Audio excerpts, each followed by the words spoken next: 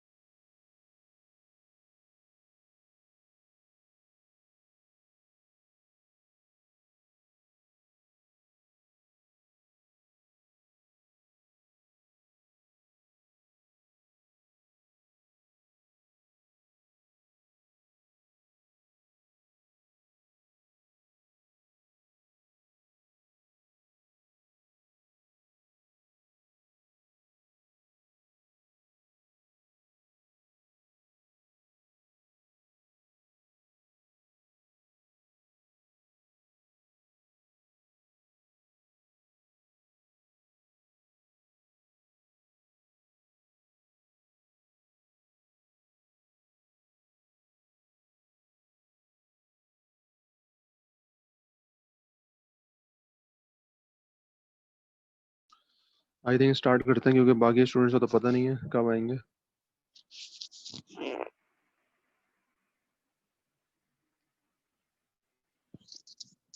Okay, सो कल जो हमने टॉपिक लास्ट वाला स्टार्ट किया था वो free vibration of an undamped single degree freedom torsion system था। इसमें और पिछले वाले टॉपिक में यही फर्क है कि जो टॉपिक 5 था उसमें आप जो है वो लीनियर मोशन की बात कर रहे थे, ट्रांसलेशन की बात कर रहे थे। In topic 6 we will be talking about the torsion system.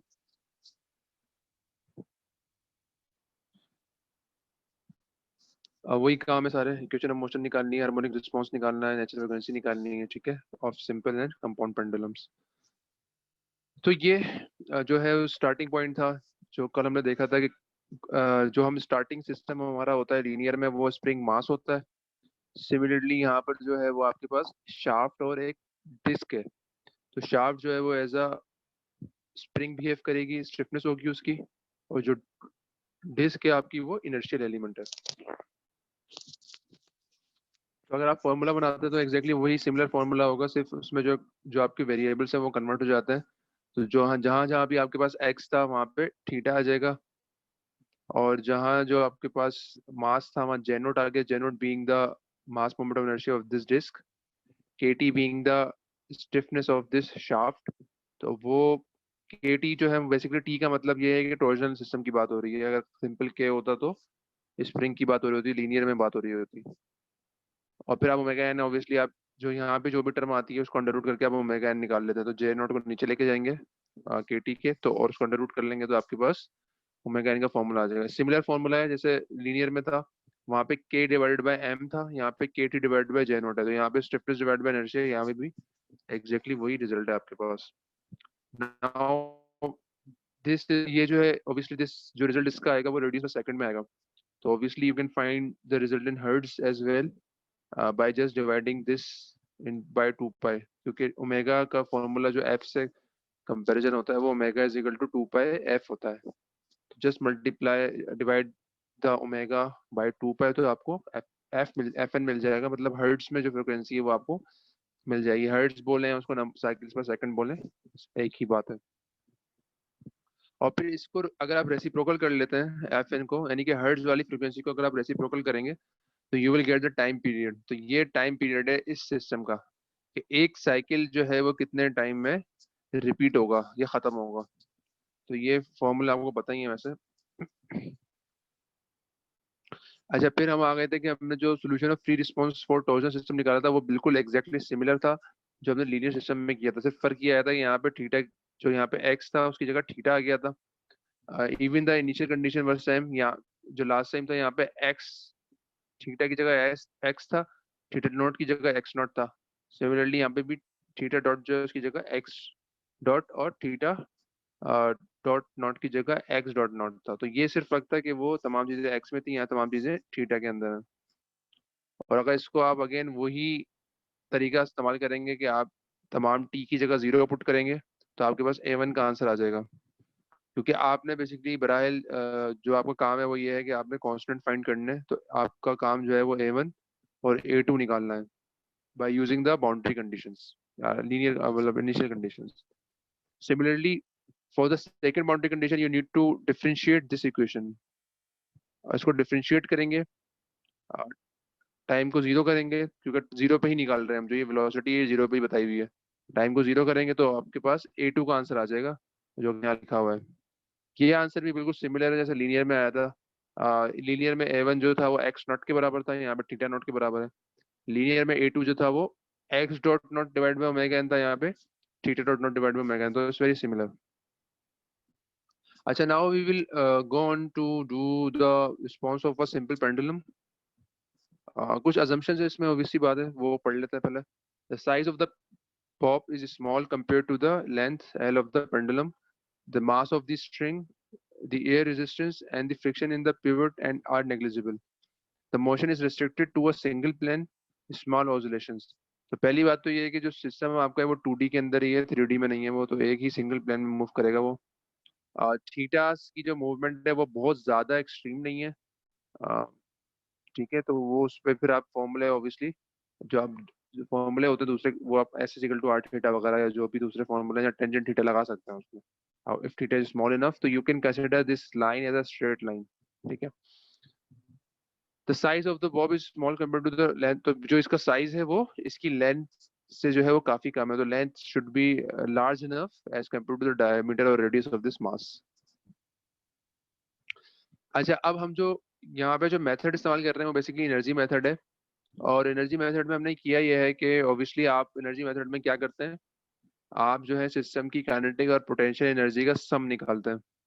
तो यहाँ पे अगर मैं सबको पता है कि जो काइनेटिक एनर्जी है वो वेलोसिटी से आती है, और जो पोटेंशियल एनर्जी है वो आपकी हाइट से आती है यहाँ पे, क्योंकि यहाँ पे जो आपका पेंडुलम है उसकी हाइट चेंज होगी। तो उसको करने के लिए करना क्या पड़ेगा हमें, जहाँ पे आपकी पोटेंशियल एनर्जी जीरो होती है। तो जब भी आपका जो बॉब है वो इस लाइन पे होगा तो it will have zero potential energy. Attendance ले रहा हूँ मैं, जरा एक सेकंड दीजिएगा। यहाँ पे जो डेटा में फिर यहाँ पे आपके पास ये जीरो पोटेंशियल एनर्जी है, जिस तरह ये ऊपर जाएगा तो ऑब्वियसली इसकी पोटेंशियल एनर्जी बढ़ेगी और फिर वापस नीचे आएगी तो फिर कम होते होते जीरो हो जाएगी। तो ये हमने डेटा में डिफाइन कर दिया। Okay, so this is the length, ये आपको सबको पता है लेंथ ऑफ द वो है पेंडुलम, दिस इज थीटा। तो this component will become L cos theta and this will L sin theta. तो ये जो हमने h डिफाइन किया हुआ है, ये हाइट डिफाइन की हुई जो mgh में जो हाइट आती है, क्योंकि h ही चेंज हो रहा है यहाँ पे, and obviously this one is also the length of the pendulum. तो अगर मैं h को इन टर्म्स ऑफ l लिखना चाहूँ तो it will be l minus L cos theta, very simple. और मासेस वगैरह mg वगैरह दिखाया हुआ है, उसका जो मास उस पर एक्ट कर रहा है। Now for the kinetic energy, obviously ये सिस्टम जो है इसमें आप you can apply half mx dot square, ठीक है। स्मॉल मूवमेंट है तो आप समझ सकते हैं कि ये तकरीबन स्ट्रेट लाइन के तौर पे आप इसको अज्यूम कर सकते हैं। और x again, x is nothing but L theta dot, तो जितना वो x की मूवमेंट होगी उतना ही आपका एल थीटा आ रहा होगा। अच्छा, इसके अलावा ये तो काइनेटिक एनर्जी आ गई आपके पास, सिर्फ एक ही मास है, एक ही आपके पास इनर्शियल एलिमेंट है तो उसकी काइनेटिक एनर्जी आ गई। पोटेंशियल एनर्जी ऑब्वियसली जब इसकी हाइट चेंज हो रही है तो वो भी इसमें इंक्लूड करना पड़ेगा। तो वो फॉर्मूला सबको पता है कि mgh होता है, वेर h जो है वो आपके पास nothing but L, L common ले लें तो L into one minus cos theta आ जाएगा। सिंपल है, आपने बड़ा सिंपल सा यहाँ पे काइनेटिक एनर्जी और पोटेंशियल एनर्जी निकाल ली है। अब for the energy method obviously आप दोनों को ऐड करोगे, तो दोनों को ऐड कर लिया हमने, और फिर आपने दोनों को फिर आपने डिफरेंशिएट करके जीरो को बराबर रखना है बेसिकली, ठीक है। तो आपने यही जो दोनों टर्म्स थी इन दोनों को आप जीरो के बराबर रख देंगे।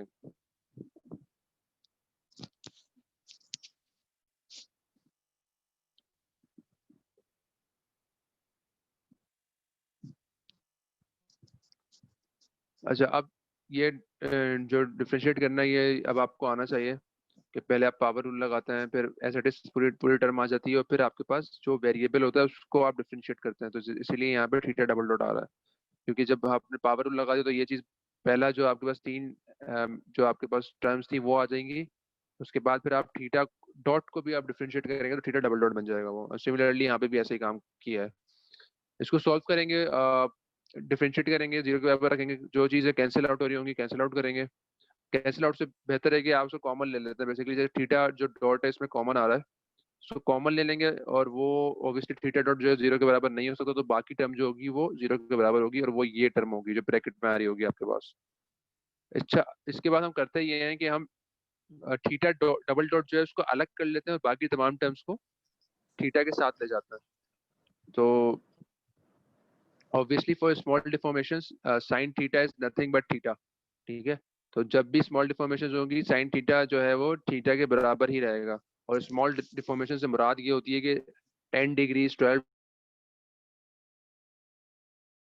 यू कैन चेक कि जो आपका थीटा होता है वो ऑलमोस्ट सिमिलर होता है साइन थीटा का। तो इसलिए सवाल में गिवन था कि स्मॉल डिफॉर्मेशन है तो आप यू कैन राइट के साइन थीटा बराबर है सिर्फ थीटा के। तो वो थीटा करेंगे, एम एल स्क्वायर को नीचे ले जाएंगे तो you will get this equation which is the equation of motion of this simple pendulum. अच्छा, अब ऑब्वियसली जो आपके पास टर्म थीटा के साथ आती है या एक्स के साथ आती है वो आपके पास अंडर रूट में आपके ओमेगा एन होता है। तो जी ओवर एल को अंडर रूट कर लेंगे तो वो आपको ओमेगा एन दे देगा, मतलब नेचुरल फ्रिक्वेंसी दे देगा।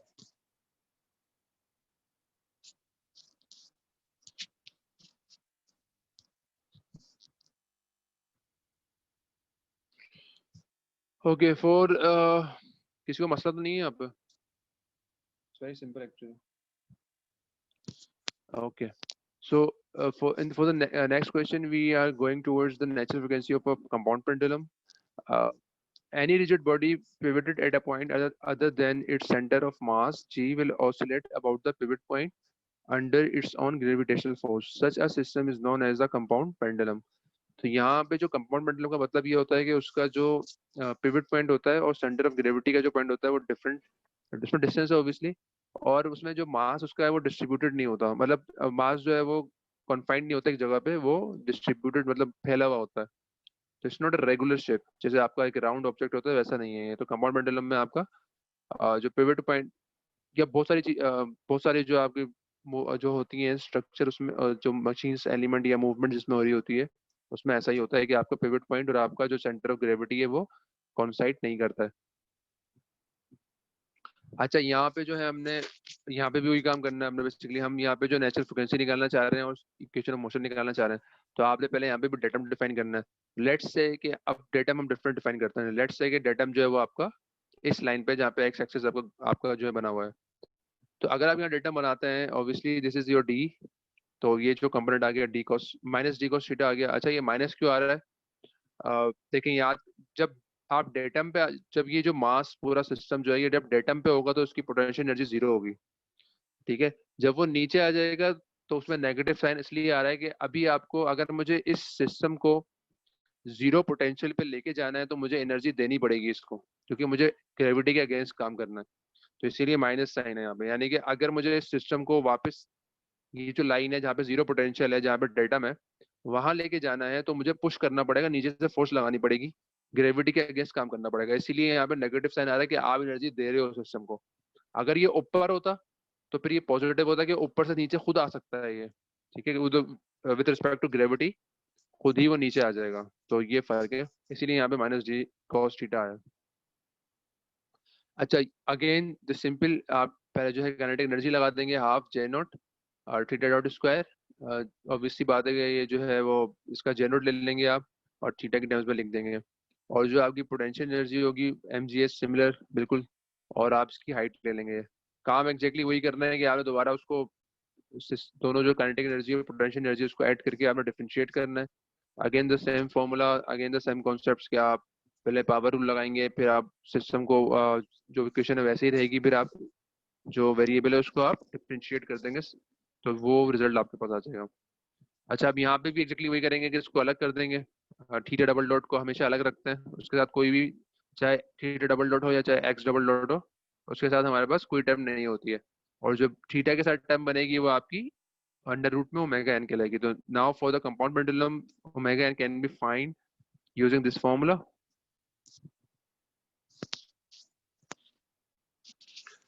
तो ये फर्क है दोनों में, कंपाउंड पेंडुलम में और जो आपका सिंपल पेंडुलम है उसमें। अच्छा, अगर हम let's compare the simple pendulum with the compound pendulum, तो दोनों के फॉर्मूले गिवन है यहाँ पे। अगर मुझे कंपाउंड पेंडुलम को सिंपल बनाना हो या तो अगर मैं दोनों कंपेयर करूंगा तो obviously I can get K L जो है वो जो है J naught divide by M D के बराबर है, क्योंकि जी तो दोनों में है। तो एल की मैं जो एल का जो फॉर्मूला है वो मैं आराम से इन दोनों को कंपेयर करके निकाल सकता हूँ। मतलब व्हाट आई एम सेइंग कि दोनों पेंडुलम का अगर ओमेगा एन बराबर है तो फिर एल जो है वो कितना होना चाहिए। तो इसका मतलब ये क्या कहलाएगा, equivalent length of the simple pendulum. तो अगर सिंपल पेंडुलम में जो एल जो आपकी लेंथ ऑफ द स्ट्रिंग है वो इसके बराबर होगी तो दोनों के ओमेगा एन बराबर होंगे। सिर्फ ये इसमें कहने का मकसद ये है, ठीक है। तो सिर्फ दोनों को कंपेयर कर रहे हैं हम। अच्छा, अब एक और कॉन्सेप्ट होता है यहाँ पे, हल्का सा मैं बताना चाहूंगा यहाँ पे, वो होता है रेडियस ऑफ जायरेशन। तो रेडियस ऑफ जायरेशन क्या कहलाता है, क्या है उसका कॉन्सेप्ट, तो वो देख लेते हैं थोड़ा सा। यहाँ पे एक सिस्टम गिवन है, पिवट हुआ है, लिंक है, बार बोलते हैं उसको आप, और ये ऑब्वियसली डिस्ट्रीब्यूटेड मास है। तो इसका जो जे लिखा हुआ उन्होंने कि वो 1/3 ml स्क्वायर होता है। ये जो फॉर्मूले बड़े वेल डिस्क्राइब्ड, वेल मेंशन्ड होते हैं बुक्स वगैरह में या वेबसाइट वगैरह पे, आप इसको सर्च कर सकते हैं। तो ये कहाँ से आया इस पे हमने काम नहीं करना, बस ये जो फॉर्मूले गिवन है, ठीक है।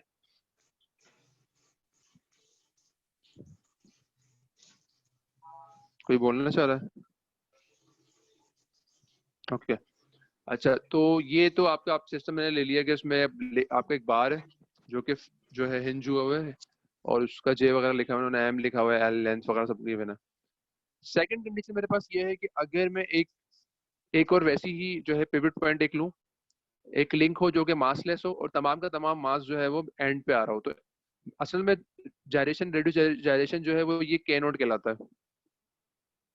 और ये मकसद क्या है इस के नोट का, देखें ये सिस्टम जो है समझ आ गया आपको, जे बार निकाल लिया हमने, एक लिंक लगा हुआ है डिस्ट्रीब्यूटेड मास है।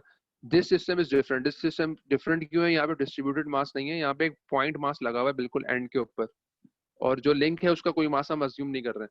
तो इसका जो जे होता है वो एम के नॉट स्क्वायर होता है। ये भी मतलब फॉर्मूला बड़ा वेल अंडरस्टूड है, वेल डिफाइंड है, बुक्स में भी हर जगह मिलेगा आपको। तो ये इसका ये अगर मैं बार लूंगा एक डिस्ट्रीब्यूटेड मास वाली तो उसका ये होगा। अगर मैं एक मास लेता हूँ ऐसा जो कि बिल्कुल एंड पॉइंट पे जो है वो अटैच हुआ है, और जो जो उसको अटैच कर रहा है उसको कोई मास नहीं ले रहा मैं, या उसको निग्लिजिबल मास कह रहे हैं हम, तो उसका जो जे होगा वो आपका एम को नॉट स्क्वायर होता है। अब हम करना क्या चाह रहे हैं, हम ये चाह रहे हैं कि व्हाट अबाउट कि ये दोनों सिस्टम का जे बराबर हो। ठीक है, तो सवाल ये है कि इन दोनों सिस्टम का जे कब बराबर होगा, उस पे के नोट की वैल्यू क्या होगी, ये निकालना है हमने। तो अगर मैं इन दोनों को कंपेयर करूं, if I compare this two, तो मैं आराम से जो अगर मैं वापस जो है इसमें कंपेयर करूंगा, तो आई विल गेट कि मैं इसमें अगर एम की जगह वो डाल दूं और इन दोनों को कंपेयर कर लूंगा, तो आई विल गेट द के नोट। ठीक है, कि जे बार डिवाइडेड बाय एम से आ जाएगा, क्योंकि 1/3 अगर मैं इन दोनों कंपेयर करूं तो 1/3 L स्क्वायर, 1/3 L स्क्वायर यहाँ से, और के नोट स्क्वायर जो है वो बराबर है, तो I can write 1/3 L square की जगह के नोट। ठीक है, तो फिर वहां से के नोट से आराम से यू कैन फाइंड जो रिजल्ट है वो जे बार डिवाइड बाय एम है। तो ये एक कॉन्सेप्ट होता है जो ये बताता है कि अगर कोई भी डिस्ट्रीब्यूटेड मास हो, कोई भी डिस्ट्रीब्यूटेड मास हो, जिसमें जो रैंडम मास भी हो सकता है, जरूरी नहीं कि बिल्कुल ये टिपिकल एक शेप हो, कोई भी रैंडम शेप भी हो सकती है, कोई भी जो आपका डिस्ट्रीब्यूटेड मास हो, और अगर मैं इसको कन्वर्ट करना चाह रहा हूँ इनटू अ सिस्टम जिसमें मास जो है बिल्कुल एंड पे आके अटैच हुआ हुआ है, तो कितना रेडियस होना चाहिए उसका कि दोनों का जे बराबर हो। ठीक है, दोबारा रिपीट कर देता हूँ मैं।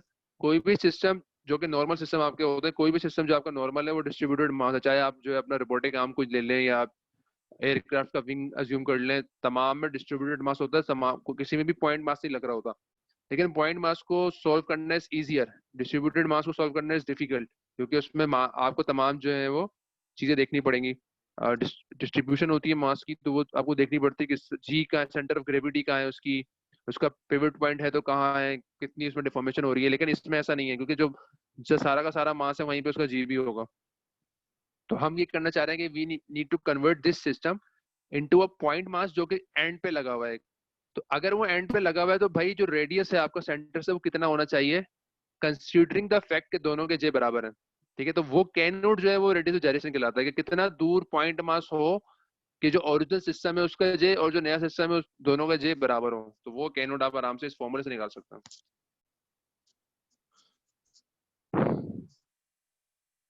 अच्छा, आई थिंक समझ आई होगी चीज। अच्छा, यहाँ पे एक और चीज देख लेते हैं कि जो ये हमने निकाला था लास्ट स्लाइड में, कि हमने दोनों को कंपेयर किया था, सिंपल पेंडुलम को और कंपाउंड पेंडुलम को, और हमने एल जो लेंथ है जो कि equivalent length of the simple pendulum वो निकाल ली थी कि एल जो है वो J naught divide by M D के बराबर है।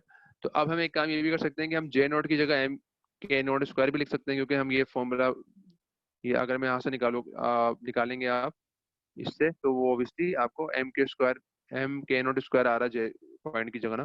तो जे नोट की जगह आप you can write M K naught square, और अगर मैं इसको वापस इसमें पुट करूंगा तो you can write the length which is the equivalent length of the simple pendulum in terms of radius of gyration. तो कुछ भी नहीं किया, सिर्फ जो जे नोट का फॉर्मूला था वो उठा के इसमें डाल दिया और उसको सॉल्व कर लिया, मास कैंसिल आउट हो जाएगा, तो यू विल फाइंड के जो लेंथ ऑफ द पेंडुलम है सिंपल पेंडुलम के लिए वो के naught square divided by D होनी चाहिए, ताकि इन दोनों का ओमेगा बराबर हो।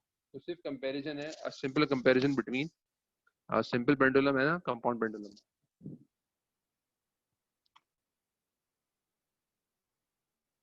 इसमें किसी का कोई सवाल है तो मुझे बता दे, वरना I think we need to move on the next slide.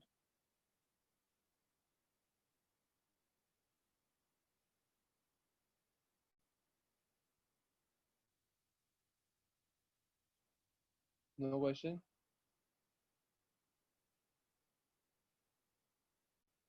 Okay, so everyone getting it? It's good. चलो आगे चलते हैं।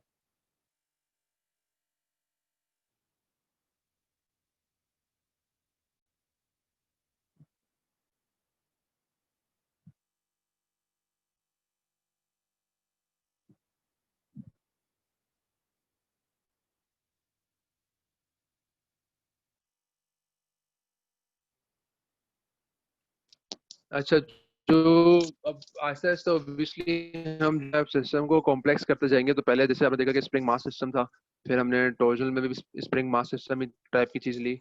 अब हम जो है उसको और कॉम्प्लेक्स करेंगे और उसमें डैम्पिंग भी इंक्लूड कर देंगे। अभी तक हमने डैम्पिंग नहीं पढ़ी है, अभी तक हमने डैम्पिंग को सिस्टम की इक्वेशन में इंक्लूड नहीं किया है। तो अब हम जो चैप्टर 2 की बात कर रहे हैं वो free vibration of single degree of freedom system की बात कर रहे हैं, लेकिन ऑब्वियसली उसमें आपका डैम्प्ड वाइब्रेशन आ जाएगा, मतलब free vibration with viscous damping. तो विस्कस डैम्पिंग जो है वो सिस्टम में शामिल हो गई है अब। ऑब्जेक्टिव वही है बेसिकली, आपने स्प्रिंग मास के लिए किया था, बेसिकली यहाँ पे भी आप वही कर रहे होंगे। इक्वेशन ऑफ मोशन निकालनी है हमने, हमने जो है वो नेचुरल फ्रीक्वेंसीज निकालनी है, हमने डैम्पिंग रेशियो वगैरह निकालना है, हमने डिफरेंशिएट करना है क्रिटिकली डैम में, अंडर डैम में और ओवर डैम में, और हमने फ्री रिस्पॉन्स निकालना है single damped single degree freedom system का। तो सबको पता है कि damping is always present in actual mechanical system. Damping तो आपकी कहीं भी खत्म नहीं होती है। सिर्फ हम ये करते हैं कि आसानी के लिए हम डैम्पिंग को निगलेक्ट कर देते हैं ताकि हम ओमेगा एन निकाल सकें। जब भी आप ओमेगा एन निकाल रहे होंगे, और ओमेगा एन से मुराद है कि अनडैम्प्ड नेचुरल फ्रीक्वेंसी, तो आप जो इसमें डैम्पिंग को इंक्लूड नहीं करते हैं। ठीक है, तो ये डैम्प्ड नेचुरल फ्रीक्वेंसी, क्योंकि वो डैम्प हो रही होगी, क्योंकि डैम्प आपका जो डैम्पर लगा हुआ है यहाँ पे। बट अगर ये डैम्पर नहीं होता, सिर्फ स्प्रिंग मास होता, तो वो अनडैम्प्ड नेचुरल फ्रीक्वेंसी कहलाई जाती, क्योंकि उसमें जो डैम्पर ही नहीं है। तो जो आपका सिग्नल्स है वो कभी भी डाई आउट नहीं होंगे, it will continue for ever. ठीक है। अच्छा, आप इक्वेशन ऑफ मोशन यहाँ पे लगाने के लिए भी आपके पास, जो हमने लास्ट टाइम आपको अगर याद हो, चार हमने हमारे पास मेथड थे यहाँ पे, लेकिन हमारे पास 3 मेथड है। तो इसका रीजन ये है कि आप ये Newton's law, D'Alembert's principle, principle of virtual work, ये तो लगा सकते हैं, लेकिन you can not apply the conservation of energy, because यहाँ पे एनर्जी जो है वो डिसिपेट हो रही है। तो डैम्पिंग में जब भी सिस्टम में डैम्पर लगा होगा, तो आप कंजर्वेशन ऑफ एनर्जी नहीं लगा सकते, इसको याद रखें। कई लोग गलती करते हैं कि वो इसमें भी कंजर्वेशन ऑफ एनर्जी लगा देते हैं, तो बी केयरफुल कि आप यहाँ पे वो चीज अप्लाई नहीं कर सकते। अच्छा, फर्क क्या आएगा इसमें? फर्क सिर्फ ये आएगा कि डैम्पर की फोर्स बढ़ जाएगी आपके पास, बाकी तो कोई फर्क नहीं आएगा। तो आपके पास सिर्फ यहाँ पे 3 फोर्सेज हो गई हैं। Spring force obviously K X के बराबर है, inertia force M X double dot के बराबर है। तो damping force is always damping coefficient with the velocity. ठीक है, तो सी एक्स डॉट आप लगा देंगे उसमें। सिर्फ ये एक्स्ट्रा फोर्स आपके पास यहाँ पे आ रही है, जो कि लास्ट टाइम नहीं थी। और अगेन फॉर्मूले में डाल देंगे आपके पास, तो you will get the formula, very very important formula, के M X double dot plus C X dot plus K X. तो लास्ट टाइम अगर आपको याद हो, ये जो टर्म थी ये आपके पास नहीं थी, but because since you are using the damping as well, तो आपके पास सी एक्स डॉट की वैल्यू टर्म भी आ जाएगी। अच्छा, अब let's do a problem. Determine the equation of motion of the system shown below using Newton's second law और D'Alembert principle, principle of virtual work. ठीक है, तो हम इस पर दोनों मेथड्स अप्लाई करने की कोशिश करेंगे, and we try to find out कि जो इस सिस्टम है जो नीचे गिवन है, इसका इक्वेशन ऑफ मोशन कैसे बन के आएगी। अच्छा, इन्होंने एक काम ये किया हुआ है कि movement of inertia of the rigid bar about O is J, तो उन्होंने ओ पर दे दिया है मूवमेंट। तो अब यहाँ पे क्योंकि मूवमेंट ओ पे गिवन है, तो आपको जो है इसमें कुछ और जे जी वगैरह निकालने की जरूरत नहीं है, क्योंकि वो जो जे है वो आपको ओ पर ही गिवन है। नॉर्मली क्या होता है कि जो सेंटर ऑफ ग्रेविटी होता है वहां पे गिवन होता है, और आपको ओ पे निकालना पड़ता है by using parallel axis theorem, और उसको 2 बार लेना पड़ता है, एक बार जी पर लेंगे आप, और एक बार आप उसको पिवट पे लेंगे। तो अगर याद हो किसी को कि जब भी आपका पिवट पॉइंट और आपका सेंटर ऑफ ग्रेविटी मैच नहीं कर रहे होते, तो आपके पास काइनेटिक एनर्जी 2 आती है। ठीक है। अच्छा, तो सबसे पहले जब आप इक्वेशन ऑफ मोशन बना रहे होंगे, तो ऑब्वियसली बात है कि आपने फ्री बॉडी डायग्राम बनानी है, उसके बगैर आप सॉल्व नहीं कर पाएंगे। तो यहाँ जो मोशन गिवन है वो काउंटर क्लॉकवाइज है, थीटा जो है वो ऊपर, तो इसका मतलब this link will go down और ये ऊपर जाएगा। तो और तमाम फोर्सेस जो होंगी वो अपोजिट होंगी। तो इसका मतलब जिस हमने शो कर दिया है कि 3 हमने मोशन दिखा दी, क्योंकि 3 पॉइंट्स है, 3 स्प्रिंग, 2 स्प्रिंग और एक डैम्पर है। तो दोनों स्प्रिंग का और एक डैम्पर का हमने पॉइंट जो डिस्प्लेसमेंट है वो शो कर दिए कि for x1 we have this x1 is positive downwards, x2 is positive upward, क्योंकि ये लिंक ऊपर जाएगा, and x3 is similarly positive upward। तो जो फोर्सेस हैं वो हर पॉइंट पे x1 is going downward, तो स्प्रिंग जो है वो उसकी फोर्स जो है वो अपवर्ड होगी, it will resist the change. Similarly x2 is going upward, तो fd डैम्पर भी इसको रेजिस्ट करेगा, नीचे जो है उसकी फोर्स लग रही होगी। तो दिस इज द, ये आपकी जो fd बन के आ गई है इस तरह। और लेंथ सारी पता है आपको, so this is L by and so on. अच्छा, अब यहाँ पे कन्वर्जन हम पहले लगा लेते हैं। कन्वर्जन हमने ये लगाया हुआ है कि तमाम जो एक्स है, आपको पता ही है कि आपको यूनिट आफ्टर सम टाइम आप जो कुछ स्टेप्स के बाद आपको तमाम जो एक्स जो है उसको थीटा में कन्वर्ट करना पड़ेगा। So obviously you can write x1 as L for theta because this is L4 or theta. Similar formula as equal, and you can write x3 as 3L by 4 theta. ये काम हो गया। अब हम जो है इस पे न्यूटन्स लॉ अप्लाई करेंगे, तो हमें मोमेंट अप्लाई करना पड़ेगा। इसलिए यहाँ पे रोटेशन हो रही है, तो linear F equal to M से काम नहीं चलेगा, तो आपने summation M equal to Z theta double dot करना पड़ेगा। तो मोमेंट अप्लाई करें, इट्स वेरी इजी। तमाम जो मोमेंट है वो नेगेटिव जो है, क्योंकि count my link is moving in the counter clockwise direction, तो तमाम जो मोशन पॉजिटिव है वो काउंटर क्लॉकवाइज पॉजिटिव होने चाहिए। बट जो मूवमेंट्स तमाम के तमाम तीनों फोर्सेस के लग रहे हैं वो तीनों ही नेगेटिव हैं। You can check, this is the force, this is the moment arm, so this will rotate this beam, this link clockwise. That's why we have a negative sign here. तो तमाम आपने forces लगा दी।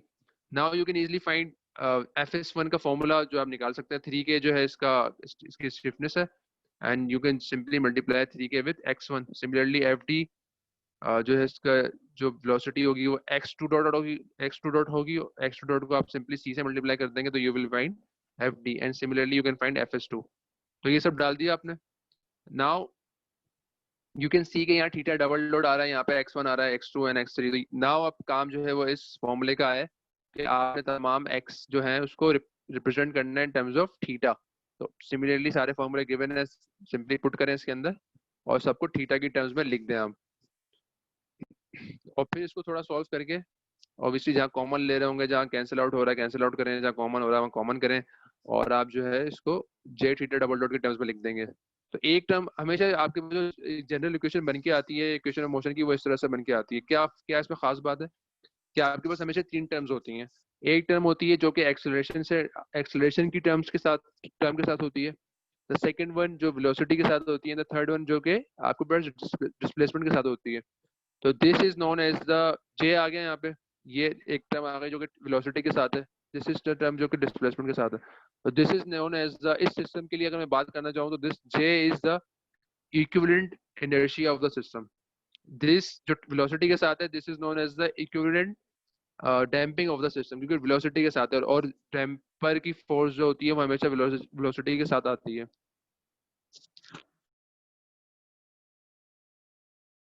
Stiffness of this system, और जो stiffness आपकी होती है वो हमेशा आपकी थीटा या डिस्प्लेसमेंट के साथ आती है। तो ये जनरल फॉर्मूला है, हमेशा आपने इसी जो है तरीके से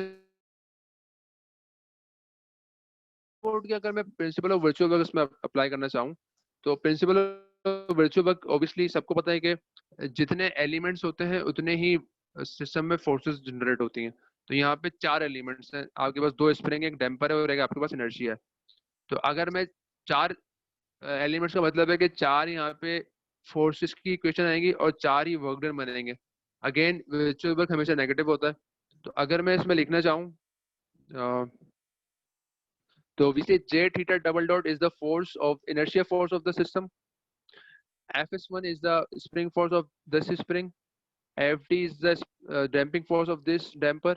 Fs2 is the stiffness spring force of this spring. ठीक है? Now in the next step you can again write the formulas of each force जो कि हमने पीछे लिखा था, तो वो is very easy. अच्छा, अब यहाँ पे आप अगेन देख सकते हैं कि जो डेल्टा आपके पास आता है, जो डेल्टा आपने अप्लाई किए हुए सिस्टम के साथ, वो तमाम डेल्टा इस फोर्स से ही आ रहा है। तो यू आर यूजिंग द जो फोर्स में आपके पास वेरिएबल इस्तेमाल हो रहा है x1, तो वहीं आपने उससे मल्टीप्लाई करा दिया डेल्टा x1 से। जो फोर्स में मल्टीप्लाई हो रहा है आपके पास वेरिएबल x2, आपने सिंपली डेल्टा x2 से मल्टीप्लाई करा दिया। ये आपने याद रखना है कि यहाँ पे क्योंकि वेलोसिटी है तो यहाँ पे डिस्प्लेसमेंट आएगा, क्योंकि वर्क डन के फॉर्मूले में फोर्स इनटू डिस्प्लेसमेंट होता है। तो ये गलती ना कीजिएगा कि आपने जो x डॉट लिखा हुआ तो यहाँ पे भी आपने डेल्टा x डॉट लिख दिया। It should be in displacement terms, ठीक है? सिमिलरली x3 की जगह डेल्टा x3 आ गया। Now you need to convert all x1 delta x1 delta x2 x dot two x3 तमाम को कन्वर्ट करना है थीटा में। अगेन द सेम जो फॉर्मूले थे आपके वो चेंज नहीं होते, वो फॉर्मूले वैसे ही रहते हैं जो कि आपने चाहे इक्वेशन ऑफ मोशन आप एनर्जी से निकाल रहे हो, चाहे आप इक्वेशन ऑफ मोशन जो है वो वर्चुअल वर्क से निकाल रहे हो, चाहे आप जो है वो डीएलिम्बर्ट से निकाल रहे हो, उसमें चेंज नहीं आता है। तो कन्वर्जन करेंगे, जो चीजें कैंसिल आउट हो रही होंगी कैंसिल आउट करेंगे, and then you exactly similar आपके पास इक्वेशन आएगी। ठीक है, तो ये आप देख सकते हैं कि आसान में से जो कॉन्सेप्ट है वो क्या है। आप अगर मैं कंपेयर करूँ दोनों को, तो ऑब्वियसली आपके पास जो इक्वेशन ऑफ मोशन है उसमें आपको डायरेक्शन का ख्याल रखना है फोर्सेस की। अगर आपने फोर्स की डायरेक्शन गलत ले ली तो आपका रिजल्ट गलत हो सकता है। तो ये एक इम्पोर्टेंट चीज़ है। स्टेप्स थोड़े ज़्यादा होते हैं, एफबीडी जो है वो सही तरह बिल्कुल बनानी पड़ती है। यहाँ पे जो वर्चुअल वर्क है उसमें भी आपको एफबीडी तो बनानी पड़ेगी, लेकिन उसमें आपको फोर्सेस की डायरेक्शन का इतना कोई मसला नहीं है, क्योंकि every work done is negative. हम वर्क डन की बात कर रहे हैं यहाँ पे, और एवरी जो जितने भी वर्क डन है यहाँ पे वो नेगेटिव है, क्योंकि वो सिस्टम के अगेंस्ट काम कर रहे हैं, वो सिस्टम को रेजिस्ट कर रहे हैं।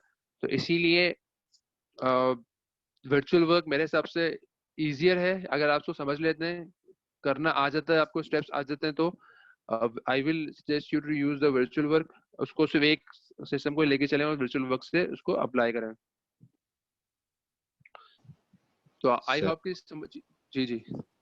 सर इवन सेकंड लॉ वाले में भी फोर्सेस नेगेटिव होंगी? नहीं देखो, सेकंड लॉ में यहाँ पे सेकंड लॉ में आपको देखना ही पड़ेगा, देखना ये पड़ता है। अभी तो यहाँ पे हमने मोमेंट लगाया है ना। अगर हम F equal to M A लगाते तो आपने देखना ये पड़ता है कि जो आपकी डायरेक्शन है x1 इज पॉजिटिव डाउनवर्ड्स। ठीक है, तो अगर फोर्स अपवर्ड जा रही होगी तो नेगेटिव होगी। जरूरी नहीं है कि हमेशा नेगेटिव हो, इट्स नॉट मतलब जरूरी नहीं है ऐसा, लेकिन नॉर्मली नॉर्मली आप ऐसा हो सकता है। x1 क्योंकि डाउनवर्ड यहाँ पे पॉजिटिव है, और आपकी जो स्प्रिंग फोर्स है वो अपवर्ड जा रही है, तो इसका मतलब this spring force is negative, क्योंकि वो अगेंस्ट इस मोशन के अगेंस्ट काम करेगी।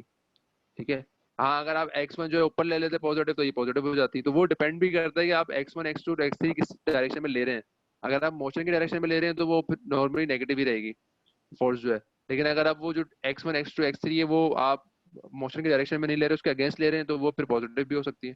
तो यहाँ पे डायरेक्शन का बड़ा अमल दखल है। ठीक है, सिमिलरली मूवमेंट का भी अमल दखल है यहाँ पे। तो ये इसकी डायरेक्शन थोड़ी देखनी पड़ती है, लेकिन यहाँ पे ऐसा कोई मसला नहीं है। वर्चुअल वर्क में आपको ऐसा कोई मसला नहीं है कि डायरेक्शन क्या होनी चाहिए। वहां पे आपकी गलती करने का चांस कम होगा, क्योंकि तमाम चीजें नेगेटिव है, आप सबको पता है। तमाम की फोर्स निकालनी है आपने, and you need to multiply the force with the virtual displacement to get the virtual work. तो ये थोड़ी आसानी हो जाती है इसके अंदर। और x3 का जो वैल्यू है 3L/4 वो हमने कैसे निकाला? x3 देखो ना, ये this is your x3, this is your pivot point. तो ये डिस्टेंस कितना है? This must be 3L/4। ठीक है ना, क्योंकि this is L/4, total length L है। तो अगर मैं L से L/4 को माइनस करता हूँ तो, या इन दोनों को ऐड कर लो, इन दोनों को ऐड करोगे तो वो भी 3L/4 आएगा ना। ठीक है, या फिर टोटल L में से इस L/4 को माइनस कर लो। मुझे डिस्टेंस चाहिए x3 का from the pivot point O, तो दिस मस्ट बी 3L/4। ठीक है ना, तो